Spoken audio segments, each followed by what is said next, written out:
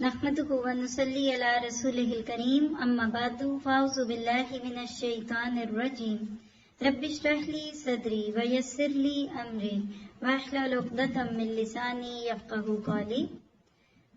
دورہ قرآن 2023 DQ 2023۔ آج ہم اس میں سے پارہ نمبر 11 کریں گے 11، جس کا نام ہے یا تذیرون، اور وہ عذر کریں گے۔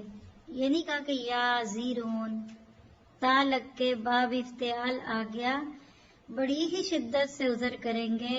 نام بتا رہا ہے کہ یہاں وہ لوگ ہیں جو تبوک سے پیچھے رہے تھے، سستی کی وجہ سے، کمزور ایمان کی وجہ سے، اپنے گھر مال اور اپنی کھڑی فصلوں کے نقصان سے بچنے کی وجہ سے، یا سفر کی صعوبتوں سے بچنے کی وجہ سے، یا آگے سے کچھ نہ ملنے کی امید کی وجہ سے، یعنی آگے سے ملنا کچھ نہیں اس وجہ سے۔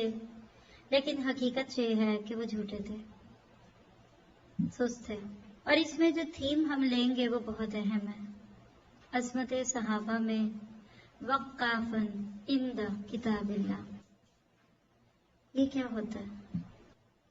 یہ ہوتا ہے اللہ کی کتاب کا کوئی حکم آ جائے، چاہے وہ کسی سے نہ بولنے کا حکم ہو، جو اس بارے میں ہم ابھی پڑھیں گے انشاءاللہ تھوڑی دیر میں، کہ جن نے اللہ تعالیٰ کے حکم سے اپنی نہ جانے کی وجہ کو جھوٹ سچ میں نہیں بدلا، بلکہ انہوں نے کیا کیا تھا؟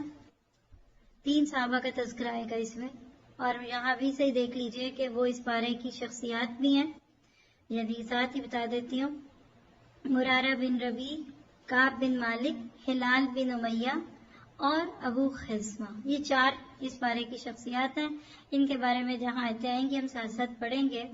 ان میں سے جو اوپر کے 3 لوگ ہیں، انہوں نے سچی توبہ کی تھی، اور اس توبہ کی وجہ سے اس کا ایک حصہ تھا کہ سوشل بائیکاٹ، اور صحابہ کرام وقافاً عند کتاب اللہ کی روشنی میں اتنا اس حکم پہ جم گئے، کسی نے ان سے بات ہی نہیں کی۔ جب انہوں نے پوچھنے کی کوشش بھی کی کہ کیا میں اللہ اور اس کے رسول سے محبت نہیں کرتا، کہ اللہ نوز دی بیسٹ۔ صحابہ کرام اللہ کے کتاب کے کسی حکم کو سن کر ایسے اس پہ عمل کرتے تھے کہ جیسے لوگ اعراض کرتے ہیں۔ اب آپ میں سے بہت سارا لفظ وقافاً بڑا نیا ہوگا، اس کو اپوزٹ دے دوں 1 سیکنڈ میں سمجھ جائیں گے، اعراض۔ قرآن میں کتنی دفعہ یہ لفظ آتا ہے اعراض، موردون، منہ پھیرنے والے، نادان لوگ، ہے نا؟ بالکل جس طرح کچھ لوگ قرآن کی ہر بات سے اعراض کرتے ہیں، یا تو قرآن سننے سے اعراض کر لیتے ہیں، لیکن 2 میں سے ایک کام ضرور ہوگا، بھی لکھ لیں، یا تو قرآن سننے کے ساتھ ساتھ آہستہ آہستہ بدلتے جائیں گے انشاءاللہ، بولیے، اور یا پھر آپ قرآن سننا چھوڑ دیں گے، کیونکہ مستقل کچوکے کو برداشت کر سکتا۔ کچھ اگلے 11 پارے اب نہیں سنیں گے، معاف کرے مجھے اللہ اگر میں نے ان کا دل توڑا ہے، اور کچھ سنتے بھی رہیں گے اور آہستہ آہستہ غیر محسوس طریقے سے بدلتے جائیں گے۔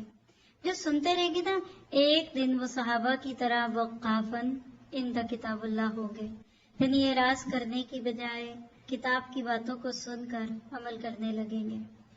قرآن پاک کی ایک آیت ہم آگے پڑھیں گے، خذ العفو وامر بالعرف واعرض عن الجاہلین، درگزر کرو اور نیکی کا حکم دو اور جاہلوں سے اعراض کرو۔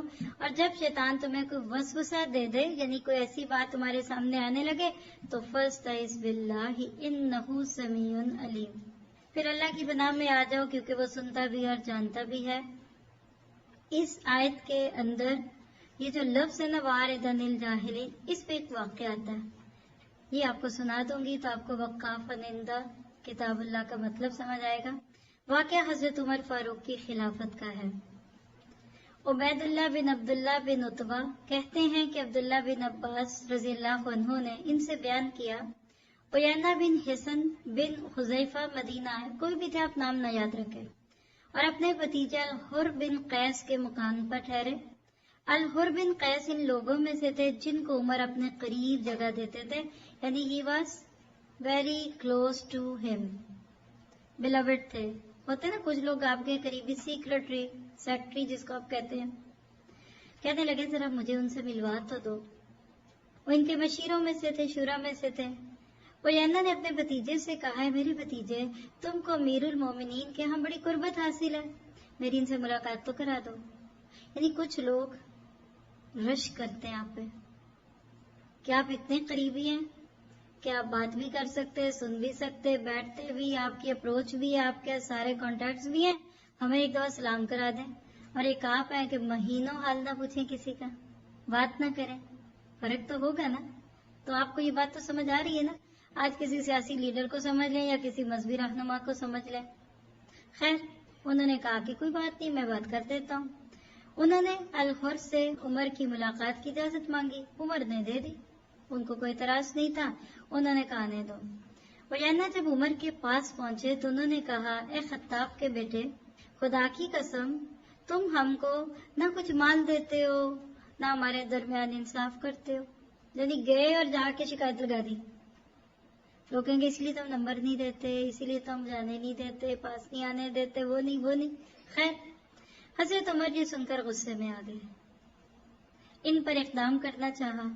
اس وقت حر بن قیس نے ان سے کہا اے امیر المومنین، اللہ تعالیٰ نے قرآن میں اپنے نبی کو یہ حکم نہیں دیا خذ العفو وامر بالعرف واعرض عن الجاہلین وإما ينزغنک؟ کیا اللہ نے حکم نہیں دیا کہ جاہلوں سے الجھیے نہیں اور ان کو جانے دیجیے؟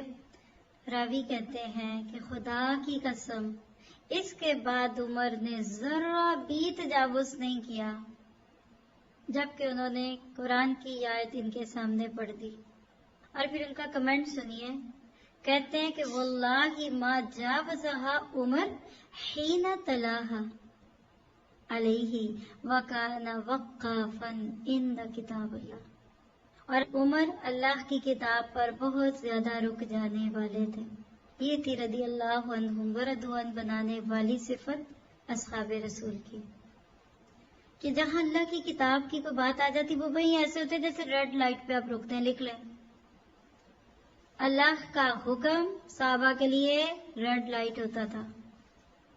سپیڈ پہلے ہی سلو کر لیتے تھے کیونکہ ان کو سمجھ آ رہی ہوتی تھی کہ یہ حکم ختم ہونے والا ہے، وہ وہاں رک جاتے تھے. اللہ کا حکم سامنے آتے ہی اپنے ہاتھ اور اپنی زبان، اپنے پاؤں کو بلا تاخیر روک لیتے تھے، ہینڈ بریک لگا لیتے تھے آپ کی میری زبان میں. ایک دلیل، ایویڈنس کہہ لیں، قرآن کی آیت بھی ہو سکتی ہے، سنت بھی ہو سکتی ہے، نبی کا عمل بھی ہو سکتا ہے، تقریر بھی ہو سکتی ہے، خاموشی بھی ہو سکتی ہے. ایک دلیل حق کی ان کے سامنے آتی، ان کے پاؤں کے اندر بیڑی بن جاتی تھی، وہیں رک جاتے تھے، فائز کے پیچھے کوئی اور نہ ہو. ایسے کئی واقعات آپ کو میں نے پہلے بھی سنائے. میں حضرت عمر نے قانون بنا دیا 500 درہم سے زیادہ حق مہر نہیں لگانا، اور ایک عورت ادھر سے اٹھ کے آئی اور کہنے لگی عمر یہ آپ کو کس نے حق دیا؟ وقافا عند کتاب اللہ. فوراً واپس آئے، کہا آج کے بعد جو جتنا دیتا ہے دیتا رہے. حضرت عمر اپنے دور خلافت میں رات کو گشت کرتے تھے کہ میں اپنی عوام اور اپنی رعایا کا حال تو پوچھوں، بیچارے کس حال میں. ایک گھر کے اندر سے کسی عورت کے کچھ گنگنانے کی آواز آئی، کان لگائے تو وہ کسی مجاہد کی بیوی تھی جو اپنے شوہر کو مس کر رہی تھی. اگلے دن عمر نے پتہ کروایا تو پتہ کیا چلا کہ اس کا شوہر کئی ماہ سے سرحد پہ ہے، یعنی حکومت کی طرف سے جاب پہ، سیکورٹی پہ یا پولیس پہ، فوج میں تھا. اب اس بات پہ عمر کے اندر ارتعاش آیا، اپنی بیٹی حفصہ کو بلایا کیونکہ شرع میں شرم نہیں ہے. کہنے لگے کہ یہ تو بتا ایک عورت کتنی دیر تک اپنے مرد سے دور رہ سکتی؟ اشارہ تو اس کی جنسی طلب اور اس کی ایموشنل نیڈز کی طرف. تو کہنے لگی 4 ماہ. 4 ماہ کے بعد فطری طور پہ ایک عورت اس قرب کو پانا چاہتی ہے. اگلے دن عمر کا ممبر تھا اور ایک نیا لا پاس ہوا، کیا کہ آج کے بعد جو شادی شدہ مجاہد ہے اس کو سرحد پہ 4 ماہ سے زیادہ نہیں روکا جائے گا، اس کو واپس بھیجا جائے گا چھٹی پہ. یہ ہوتے ہیں وقاف عند. ایک عورت کے جذبات پہ عمر قانون بدل دے. وقاف نندا کتاب اللہ. آج ہم کیسے ہیں؟ میں، انا، غصہ. آپ دیکھیں یہ اتنی بڑی خوبی ہے جس کا مظاہرہ صحابہ کرام کے ذریعے دنیا کے سامنے آیا. جب ایک بندے کے اندر غصہ بھڑک اٹھتا ہے نا، اور جب اس کے لیے میں کا مسئلہ پیدا ہو جاتا ہے نا، جیسے حضرت عمر کو غصہ تو آیا ہوگا نا، ایک بندے نے ان کے منہ پہ بیٹھ کے غلط بات کہنی شروع کر دی. تو ایسے وقت میں تو لوگ نہ دلیل سنتے ہیں، نہ بیوی کی بات سنتے ہیں، نہ ماں بہن کی بات سنتے ہیں. ایسے خون تر آتا ہے آنکھوں میں کہ وہ پکڑ کے مارنا شروع کر دیں. میں رک رک کے بولوں گی، آپ لکھنا چاہیں تو لکھ لیں. صحابہ کرام وہ لوگ تھے جن کو سخت ہیجانی صورت میں، ہیجان کہتے ہیں اسٹیمولیٹڈ، ہیجان برپا ہوتا ہے، غصہ، ارتعاش، ایموشنل. چلے ایموشن میں تو بندہ گناہ بھی کر دیتا ہے. جتنے غلط کام ہوتے ہیں عموماً ایموشنلی تو ہوتے ہیں. طلاقیں کتنی غصے میں نہیں ہوتی. یعنی صحابہ وہ لوگ تھے جن کو اپنے سخت سے سخت ایموشنل اپسیٹ کے دوران بھی قرآن کی صرف ایک آیت خاموش کروا دیتی تھی. اللہ کا حکم جب ان کے سامنے آتا تھا نا اس دنیا میں، تو وہ اس کو لفظی حکم نہیں سمجھتے تھے، وہ سمجھتے تھے ہمارے سامنے اللہ کھڑا ہے اپنی پوری قوت اور پوری طاقت کے ساتھ. کسی سے اختلاف پیدا ہونا اور اس کے ساتھ عدل کا رویہ برتنا یہ تو عام بات ہے، لیکن جو بندہ آپ کے انا پہ چوٹ لگائے اس کے مقابلے میں صبر کر لینا اور غصے میں بھڑکنے کی بجائے غصے پہ پانی ڈال دینا. کوئی آپ کی تحقیر کر رہا ہے، کوئی آپ کو ذلیل کر رہا ہے اور آپ اسے انتقام نہیں لے رہے. یہ تھے وہ درجے، وہ اوصاف کہ جس کے لیے رضی اللہ عنہ و رضوان تھے. صحابہ کرام اس کرائیٹیرین پہ پورے اترے. اس بارے میں انشاءاللہ آپ کو گاہے گاہے ساتھ ساتھ بتاتی جاؤں گی کہ صحابہ نے کیا کیا. بس ایک حکم کافی تھا، سٹاپ. قف عربی میں کہتے ہیں قف، سٹاپ. قف کھڑے ہو جاتے تھے. ہمارے ہاں تو فتوے، باتیں، دلائل، اجتہاد، اس نے یہ کہا، اس نے یہ کہا. یاد رکھیں اپنی زندگی کے اصول بنائیں. حدیث کے مقابلے میں کسی کا قول نہیں چلے گا، چاہے وہ کسی صحابی کا کیوں نہ ہو. اللہ تعالیٰ آپ کو مجھے ایسا ایمان دے.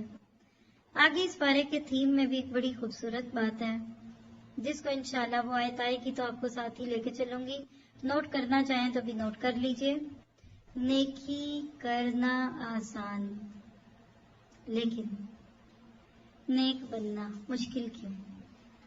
کوئی بات واضح ہو رہی ہے؟ یہ جہاں آئے گا پارا پورا سنیے، پھر آپ کو ملے گا، کیونکہ آپ کو صرف شروع کا پارا نہیں سنانا، پورا پارا سنانا ہے. پارے کی دعا لے لیجئے. چونکہ سورۃ توبہ اور اس میں توبہ کا تذکرہ ہے تو استغفار سے متعلق ایک حدیث ہے جس میں ایک دعا بھی آتی ہے کہ نبی صلی اللہ علیہ وسلم کی یہ روایت ہے.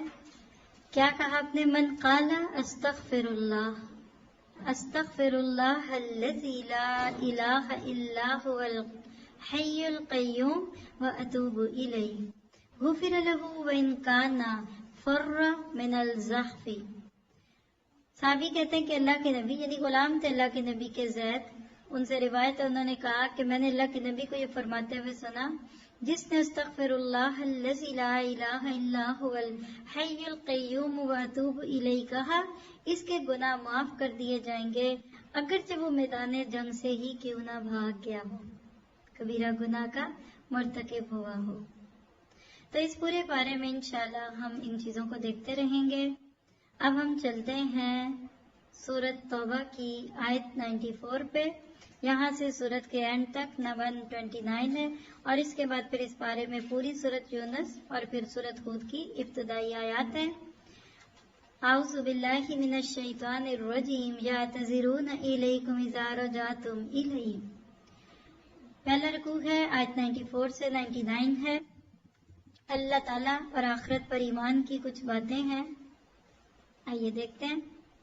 یہ لوگ تمہارے سامنے عذر پیش کریں گے جب تم ان کے پاس جاؤ گے. آپ کہہ دیجئے کہ یہ عذر مت تراشو، ہم کبھی بھی تم کو سچا نہ سمجھیں گے، اور اللہ تعالیٰ تمہاری خبریں ہمیں دے چکا.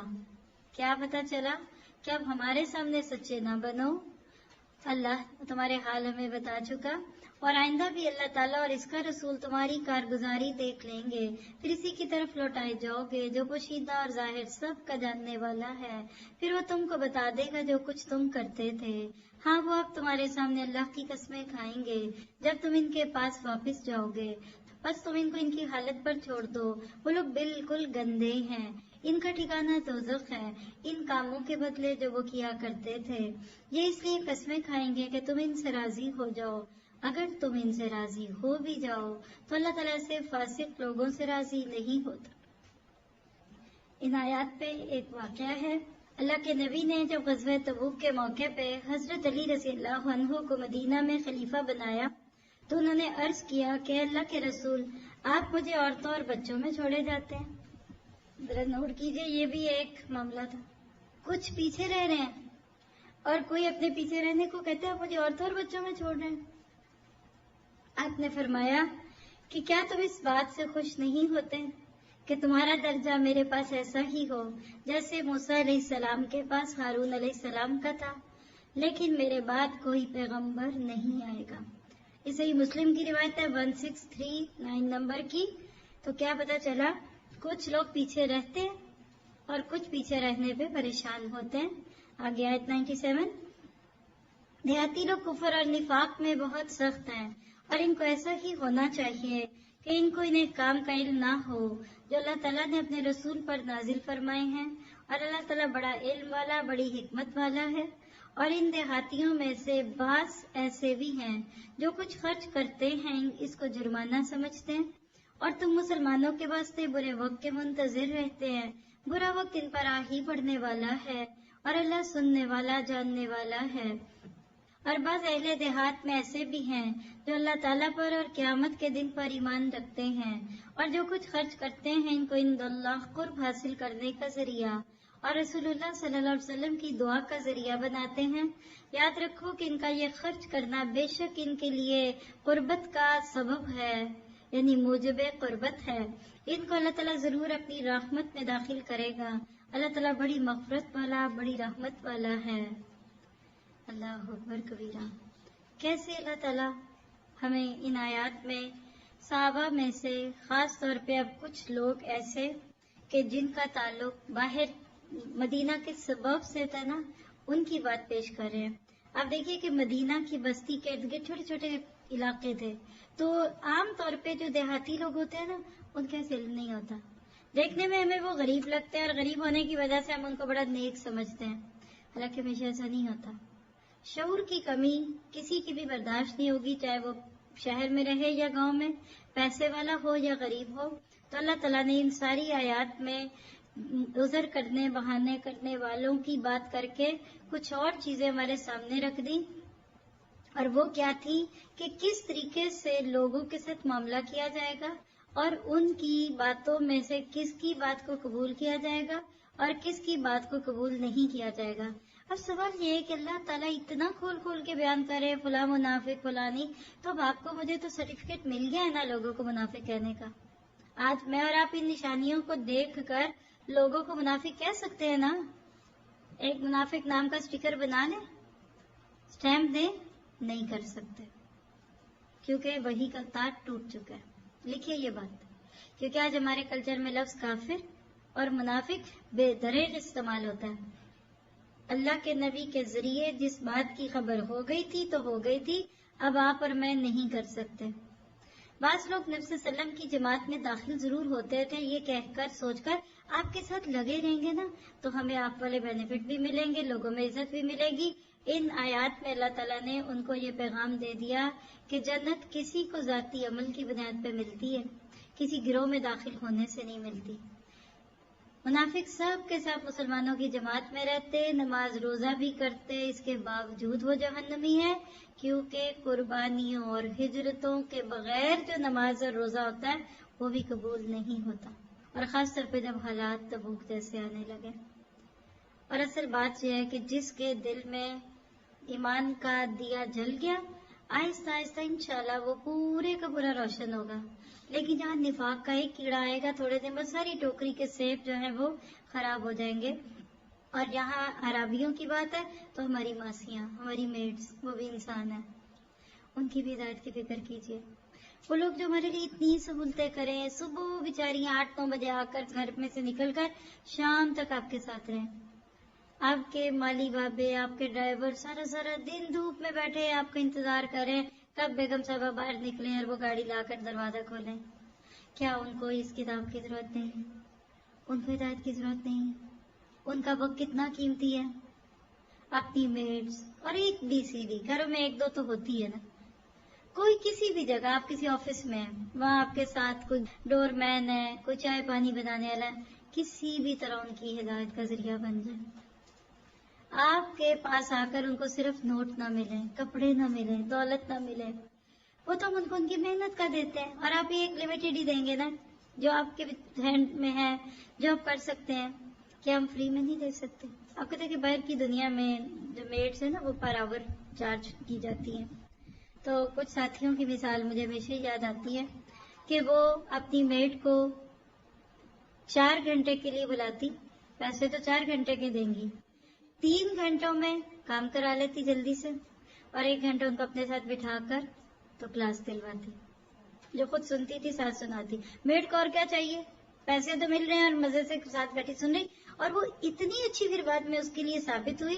دیکھیے چوریاں نہیں کریں گے یہ لوگ اگر صرف معاہدہ سن لیں گے. آخرت اور اللہ کی پکڑ کا یقین کیمروں سے بے نیاز کر دے گا. پھر آپ کو ان کی تلاشیاں نہیں لینی پڑیں گی کہ کیمرے میں تو یہ دکھ رہا ہے تو وہ دکھ رہا ہے. تو اپنے گھر کے ان ملازموں اور آپ کے جو بھی ڈپینڈنٹس ہیں، ہر ایک کے ملازم نہیں بھی ہوں گے، لیکن جہاں جو کچھ بھی ہے اس کو سامنے رکھتے ہوئے ان تک بھی اس پیغام کو پہنچائیے. اب تو اتنا آسان ہو گیا. آپ دیکھیے استری کرتی ہے نا ایک عورت، کبھی کہیں مرد بھی کر سکتا ہے. آپ اس کو ساتھ کو سی ڈی چلا دیں. آپ سی ڈی کی بھی ضرورت نہیں، ایک لنک، واٹس ایپ، یوٹیوب کا لنک. آپ کہتے ہیں ان کو نیٹ نہیں لینا، آپ ان کو سیو کر دیں. آپ ان کو کسی گروپ میں ڈال دیں، اپنے نیٹ سے یوز کرا کے وہ سب ڈاؤن لوڈ کرا دیں. انہیں کہ اچھا آج کے کپڑوں کے دوران تم نے یہ ایک فائل سن کے آنا ہے. پھر اس سے 2-4 سوال جواب بھی کر لیجئے. کیا پتا کہ ہمارے بچے تو نہ ہماری سنیں اور یہ سن لیں. بہرحال صحابہ اور منافقین کا ایک فرق آپ کے سامنے ہے، کیونکہ اس صورت میں آپ یہ بالکل پیک پہ آیا ہوا ٹاپک ہے. صحابہ عذر نہیں کرتے تھے، منافق عذر بہانوں میں ماہر تھے. مردو کا لفظ آئے گا آگے. تاک چار ایک ہوتا ہے نا چور، بڑا کچا چور ہوتا ہے، پکڑا جاتا ہے. کچھ بڑے ہوشیار ہوتے ہیں، ہاتھ کی صفائی سے چوری کر جاتے ہیں. منافق تاک تھے چوری میں، ایمان کی چوری تھی ان کی. پھر صحابہ جھوٹی قسمیں نہیں کھاتے تھے، منافق ہر بات پر جھوٹی قسم کھاتے تھے. صحابہ کرام کے لیے اللہ تعالیٰ کی رضا مقدم تھی، منافقین لوگوں کی خوشی کو ترجیح دیتے تھے. صحابہ نرم خو اور حدود اللہ سے باخبر تھے، جبکہ منافقین سخت دل اور حدود اللہ سے بے خبر تھے. یہ پوری 94 سے 99 آیات کا خلاصہ آپ کو مل گیا. اللہ کی رضا پانے والے اعمال اس میں سے جو آپ کے میرے اپنے لیے ہیں، آیتوں کے ساتھ آپ کے سامنے لکھے ہوئے ہیں. اللہ اور آخرت کے دن پر ایمان لانا ہے، اللہ کی راہ میں خرچ کرنا ہے، بہانے نہیں بنانے، انسانوں کو راضی کرنے کے لیے قسمیں نہیں کھانی، کفر اور نفاق سے بچنا ہے، اور اللہ کی حدود کو جاننا ہے. اللہ ہمیں اس کی توفیق دے. آگے ادھی خوبصورت ترین حصہ اب اس بارے میں سے 100 سے 110 آیات. رکوع نمبر 2 ہے والسابقون الاولون من المہاجرین، اور اس کا ٹاپک ہے کہ ہم نے بھی سابقون الاولون بننے کی کوشش کرنی ہے. اور جو مہاجرین اور انصار سابق اور مقدم ہیں، یعنی آگے بڑھنے والے، فرسٹ ون، اور جتنے لوگ اخلاص کے ساتھ ان کے پیروکار ہیں، یہ ہیں تابعین. اللہ ان سب سے راضی ہوا اور وہ سب اس سے راضی ہو گئے. یہ ہے آپ کے سال کے دورہ قرآن کی مین تھیم آیت، رضی اللہ عنہ ورضوا عنہ. اور اللہ نے ان کے لیے ایسے باغ مہیا کر رکھے جن کے نیچے نہریں جاری ہوں گی، جن میں وہ ہمیشہ رہیں گے. یہ بہت بڑی کامیابی ہے. دعا کیجیے اللہ آپ کو مجھے یہ کامیابی دے دے. اور جو کچھ تمہارے گرد و پیش والوں میں اور کچھ مدینے والوں میں ایسے منافق ہیں کہ نفاق پر اڑے ہوئے ہیں، یعنی ضد میں آ چکے ہیں. آپ ان کو نہیں جانتے، ہم ان کو جانتے ہیں. ہم ان کو دوہری سزا دیں گے، پھر وہ بڑے بھاری عذاب کی طرف بھیجے جائیں گے. اور کچھ اور لوگ ہیں جو اپنی خطا کے اقراری ہیں، جنہوں نے ملے جلے عمل کیے تھے، کچھ بھلے اور کچھ اچھے برے. آپ بتائیے کون ہے؟ یہ میں ہوں، یہ ہم ہیں. اللہ اکبر. ابھی بتاتی ہوں تھوڑی دیر میں. اللہ سے امید ہے کہ ان کی توبہ قبول فرمائے۔ بلا شبہ اللہ بڑی مغفرت والا، بڑی رحمت والا ہے۔ آپ ان کے مالوں میں سے صدقہ لیجئے جس کے ذریعے سے آپ ان کو پاک صاف کر دیں، اور ان کے لیے دعا کیجئے۔ بلا شبہ آپ کی دعا ان کے لیے اطمینان کا سبب یعنی موجب اطمینان ہے، اور اللہ تعالیٰ خوب سنتا، خوب جانتا ہے۔ کیا ان کو یہ خبر نہیں کہ اللہ ہی اپنے بندوں کی توبہ قبول کرتا ہے اور وہی صدقات کو قبول فرماتا ہے، اور یہ کہ اللہ ہی توبہ قبول کرنے میں کامل اور بہت رحیم ہے۔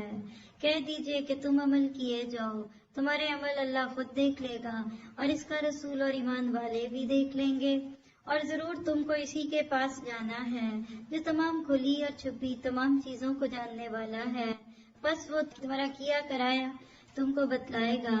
اور کچھ اور لوگ ہیں جن کا معاملہ اللہ کا حکم آنے تک ملتوی ہے، ان کو سزا دے گا یا ان کی توبہ قبول کرے گا، اور اللہ تعالیٰ خوب جاننے والا ہے، بڑا حکمت والا ہے۔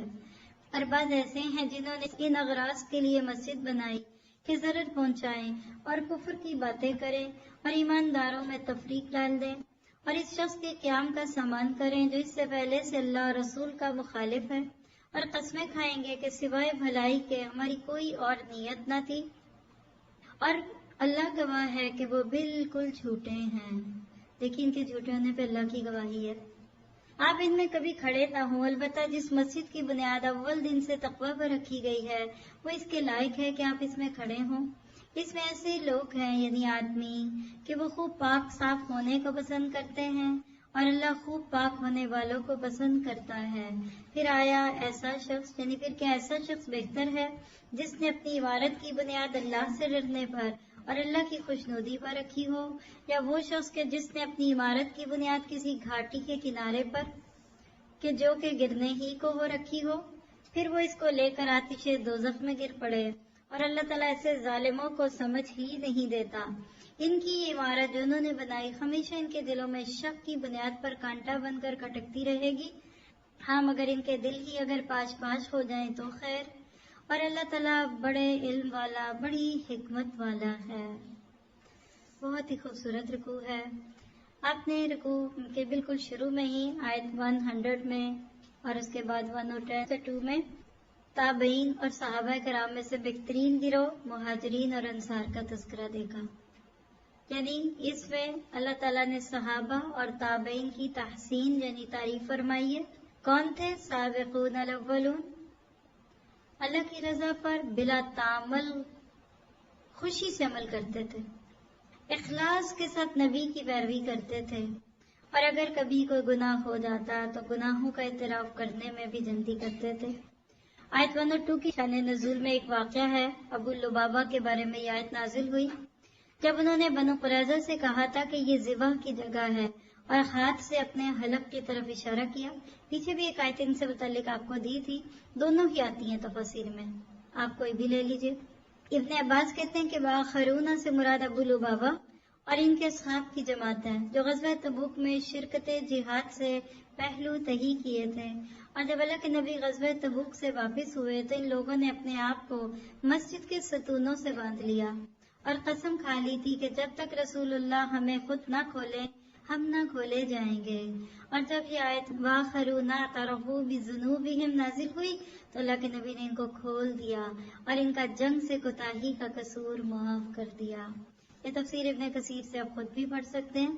اسی طرح صحیح بخاری کی ایک روایت ہے 6309، اللہ کے نبی نے فرمایا کہ اللہ اپنے بندے کی توبہ سے تم میں سے اس شخص سے بھی زیادہ خوش ہوتا ہے جس کا اونٹ مایوسی کے بعد اچانک اسے مل گیا ہو، حالانکہ وہ ایک چٹیل میدان میں گم ہوا تھا۔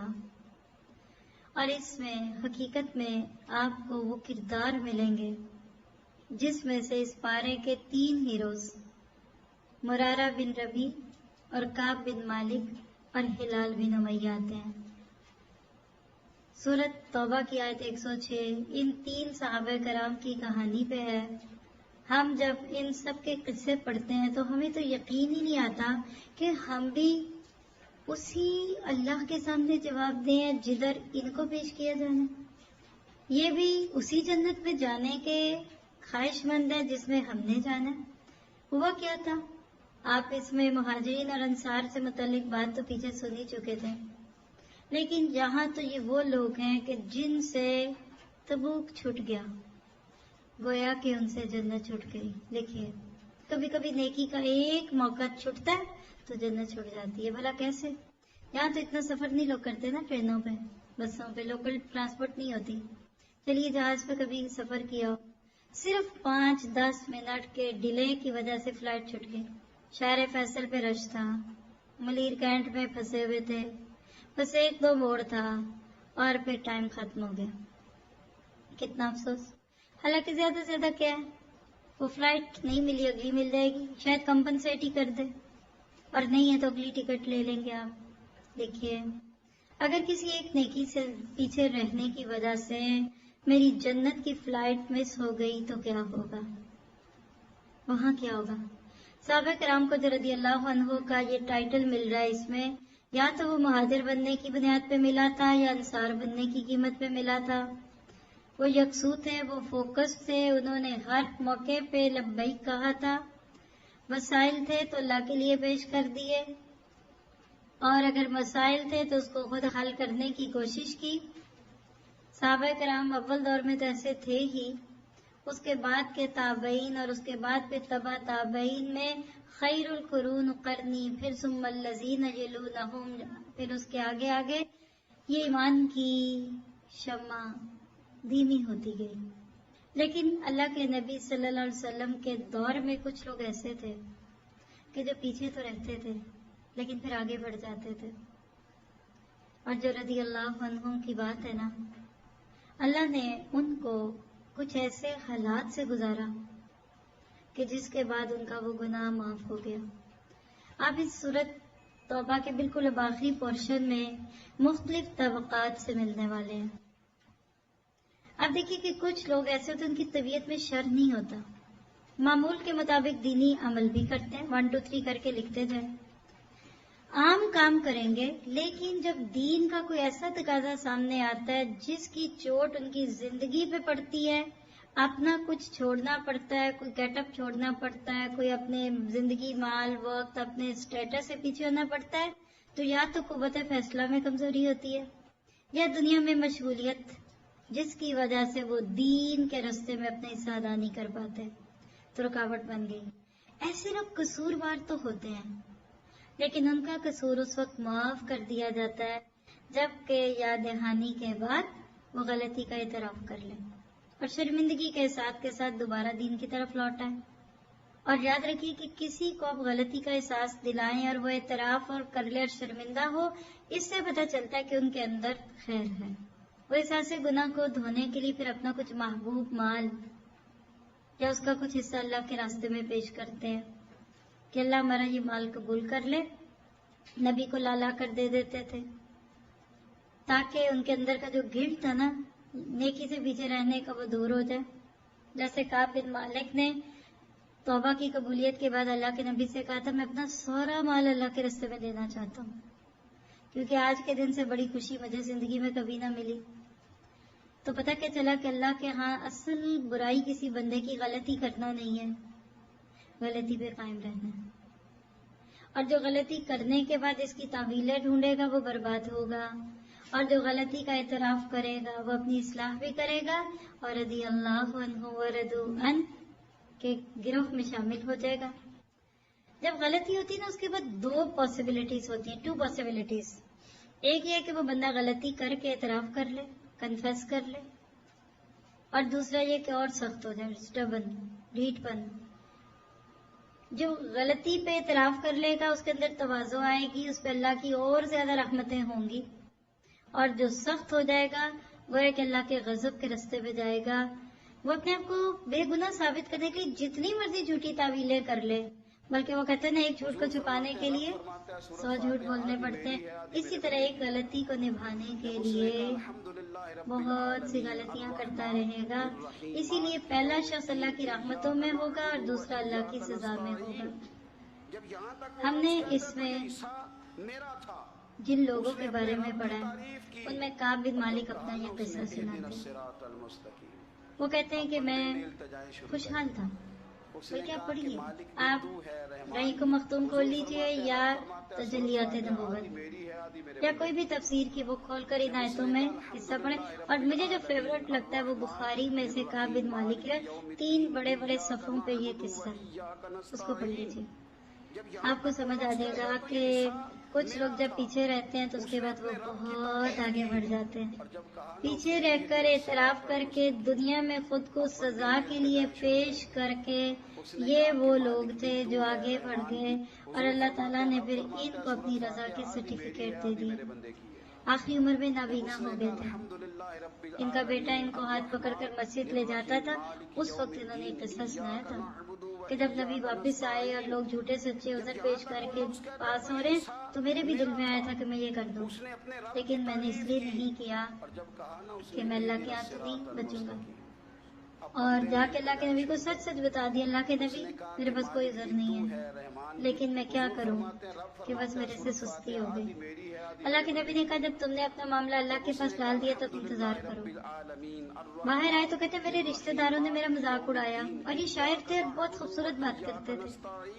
انہوں نے کہا تیرے جیسے اتنے اچھے بات کرنے والے سے میں یہ تو امید نہیں تھی، تم تو بدو رہے، جیسے ہم کہتے بدو بیوقوف سیدھے. کیا ہو گیا تھا؟ یہ کہتے ایک لمحے کے لیے میرے دل میں آیا کہ میں واپس جا کے اللہ کے نبی سے کہوں نہیں ایسا نہیں ہے، ایسا جھوٹ بول دوں. لیکن میں نے کہا نہیں، کوئی اور بھی ہے میرے جیسا. کا تمہارے جیسے 2 اور بھی ہیں، مرارہ بن ربیع، کعب بن مالک اور ہلال بن امیہ. تینوں کی ایک ہی کہانی تھی. اللہ نے نبی صلی اللہ علیہ وسلم کے ذریعے میسج دے دیا کہ ان سے سوشل بائیکاٹ کر لیں. اب تو ضاقت علیہم الارض بما رحبت، زمین اپنی وسعت کے باوجود ان پہ تنگ ہو گئی. مدینہ کی گلیاں ان کے لیے ویران ہو گئی. یہ تھے وقاف عند کتاب اللہ. اللہ کے نبی نے بس ایک دفعہ کہا آپ میں سے کوئی ان سے بات نہیں کرے گا، ختم. جا کے پوچھنا نہیں پڑا، دیکھنا نہیں پڑا کہ چپ کے کر رہے تھے، چپ کے کر رہے تھے، آف دی ٹیبل کر رہے تھے اور آف لائن پہ کر رہے تھے. ایک نہیں بولا. ان کے ہمسایوں نے ان سے پوچھا کہ مسجدوں میں جاتے نمازیں پڑھتے، کوئی ان کے سلام کا جواب نہ دیتا. آپ سوچیے ادھر آپ آئے اور آپ سلام کرے اور لوگ آپ کو دیکھ کیسے منہ پھیر لیں، کیسے رونا آئے گا. لیکن یہ لوگ ایسے ہی تھے اور واقعی پھر اللہ تعالیٰ نے ان کے ساتھ وہ معاملہ کیا جو کسی کے ساتھ نہ ہوا. اور اس کے بعد پھر جب ان کی توبہ قبول ہوئی تو اس کے بعد خوشخبریاں دینے میں بھی وقاف عند اللہ. اللہ کے نبی نے کہا مومن دوسرے مومن کو اس کے اچھے معاملات میں خوشخبریاں دیتا. یہ واقعی پھر اس کے بعد خوشخبریاں دینے میں آگے تھے. ابو بکر صدیق سے لے کر ایک سے ایک. اتنی ان کو خوشی ہوئی تھی اپنی توبہ کی قبولیت کے اوپر کہ جس کے اوپر اللہ تعالیٰ نے ان کو خوشخبریاں دے دی. تو جب ہم ان سب لوگوں کے بارے میں پڑھتے ہیں تو ہمیں یقین آنے لگ جاتا ہے کہ ایسے لوگوں سے اللہ بہت راضی ہے. انشاءاللہ ان کی آیات آگے آئیں گے اور آپ پڑھیں گے اور سنیں گے بھی. لیکن اس وقت ہم تھوڑی سی بات کرتے ہیں مسجد درار میں. مدینہ میں مسجد نبی بھی تھی، پہلی مسجد، اور مسجد قباء بھی تھی. یہ دونوں وہاں کی ضروریات کو بہت اچھی طرح پورا کر رہی تھی. لیکن اللہ تعالیٰ نے نبی صلی اللہ علیہ وسلم کے اس دور میں جس میں نبی خود بھی موجود ہیں، اس کے باوجود کچھ لوگ ایسے تھے جن کے دلوں میں کھوٹ تھا. انہوں نے ایک مرکز بنانا تھا تاکہ اپنے نفاق کو چھپا سکیں اور باہر کی موومنٹ ادھر ہوتی رہے. انہوں نے ایک مسجد بنائی اور نبی صلی اللہ علیہ وسلم سے لیگلائز کرانے کے لیے کہا کہ آپ اس کی اوپننگ کرا دیں.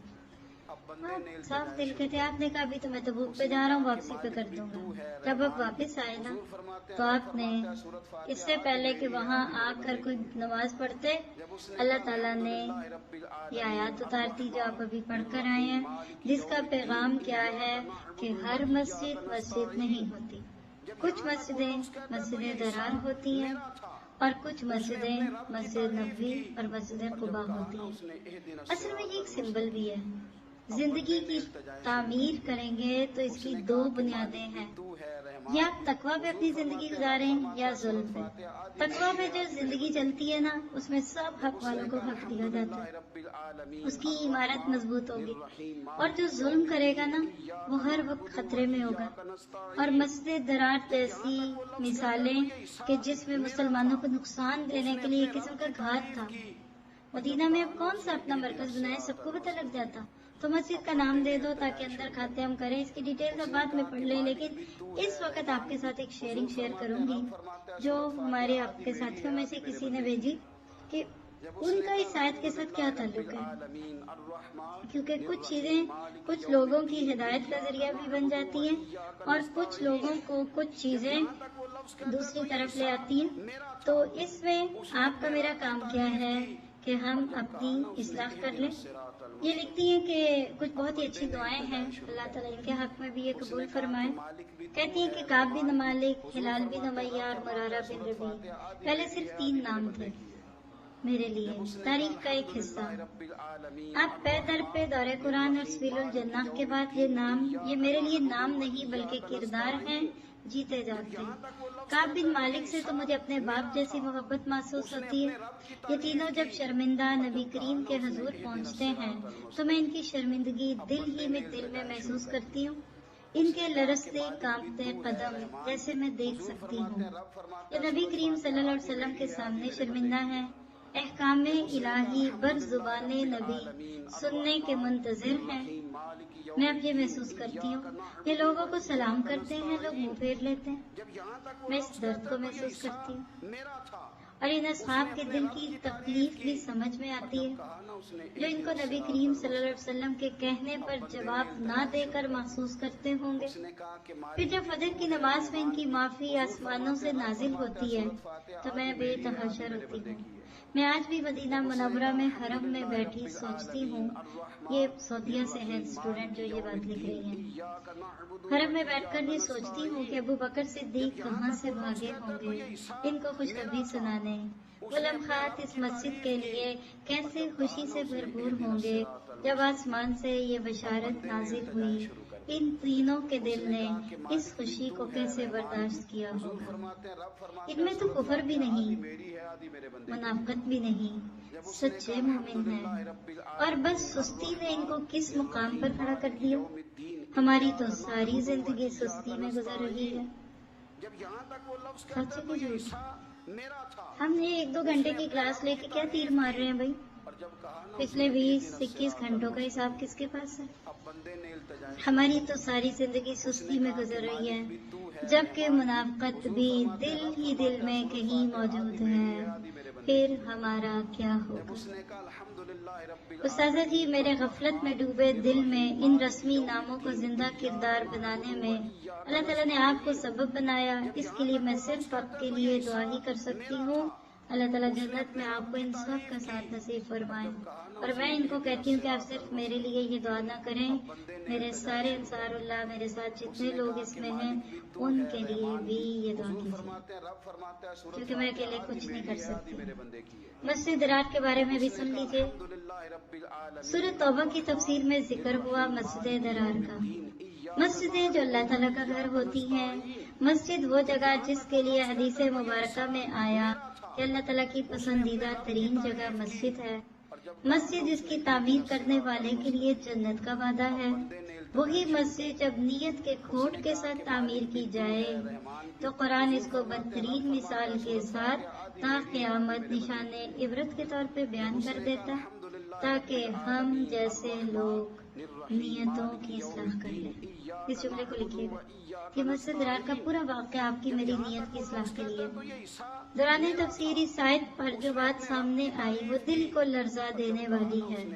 کیا یہ جملہ آپ کے پارے کے تھیم میں نیکی کرنا آسان اور نیک بننا مشکل ہے.